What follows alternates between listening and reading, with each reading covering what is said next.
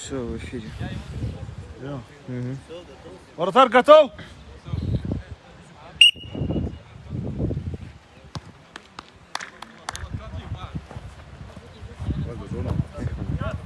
Ассаламу алейкум. Еще раз так начинаем. Третий матч второго игрового дня группы А между командами Ахсах, Ахтинский район, она в черной форме, и команда Шагасталь, представляющая Сулейман-Садскую, она в зеленой форме. Шалбус Фарманов атакует. Расим Алиев подкаты. Расим Алиев. Такая борьба. Обе команды никак не потеряли выход в финал. Главный судья матча Физули Джабраилов, представляет Магарамкинский район, судья республиканской категории.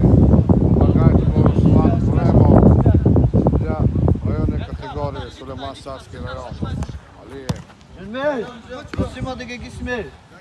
Команда Ахты атакует, Ахты владеет мячом.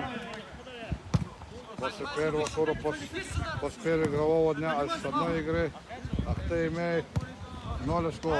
Поражение команда имеет. Команда Шагастал 4 очка. Ни одна из команд не потеряла шансы на выход из группы. Не потеряла шансов из группы. Аккуратно, Гадян, спокойно играет. Бурбон Ферзилаев. Передача вратарю. Яхяев. Передача Ферзилаеву. Ферзилаев убивает. Дамов. Передача. Бурбан, но не может.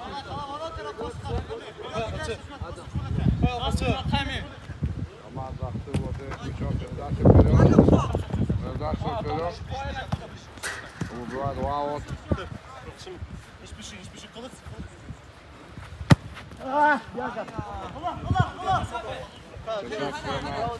Ребека была нарисована.